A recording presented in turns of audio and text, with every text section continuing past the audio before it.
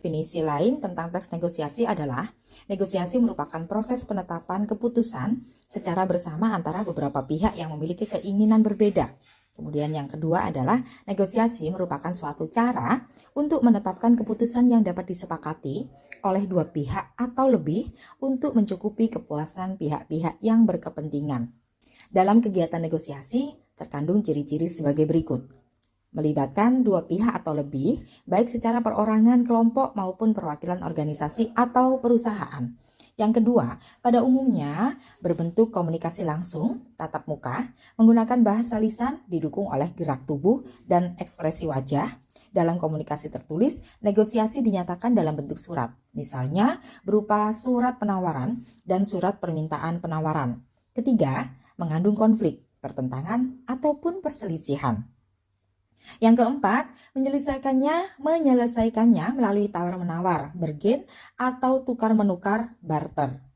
Yang kelima, menyangkut suatu rencana, program, sesuatu keinginan, atau sesuatu yang belum terjadi. Kemudian, yang keenam, berujung pada dua hal, sepakat atau tidak sepakat. Struktur teks negosiasi. A. Negosiator 1 mengajukan maksud atau suatu permasalahan. Dalam contoh sebelumnya, Adam mengajak Hasan untuk belajar kelompok nanti malam.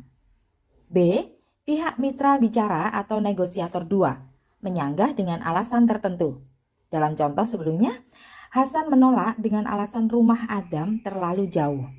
C. Negosiator 1 mengemukakan argumentasi untuk mempertahankan tujuan awalnya untuk disetujui negosiator 2. Dalam contoh sebelumnya, Adam meminta Hasan untuk menggunakan motor saja agar mudah menjangkau rumahnya.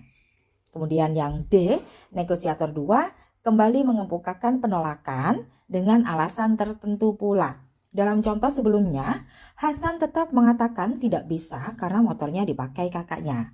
Kemudian yang E, terjadinya persetujuan ataupun persepakatan. Sebelumnya, persepakatan itu adalah sebagai berikut. 1.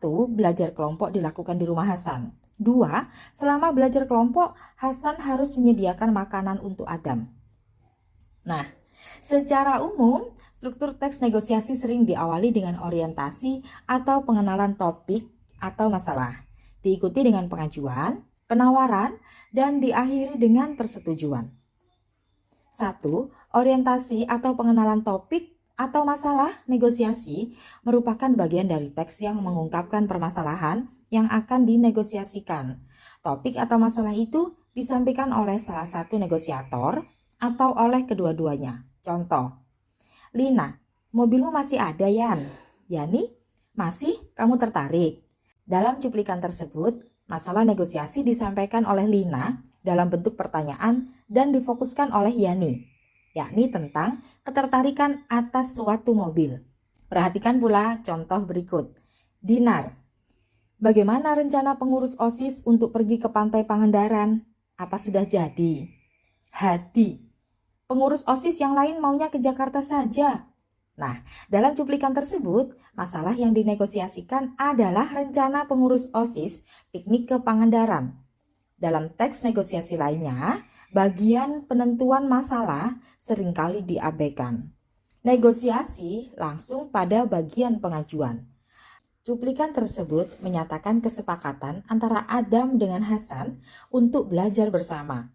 Hal ini terjadi setelah mereka melakukan kompromi atas keinginan masing-masing.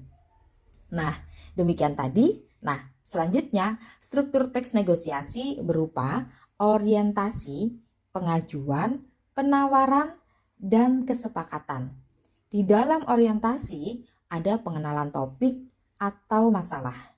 Kemudian di pengajuan ada ajakan dan permintaan. Di dalam penawaran ada adu tawar. Dan di dalam kesepakatan ada kesetujuan dan tidak kesetujuan. Sekian dari saya, terima kasih.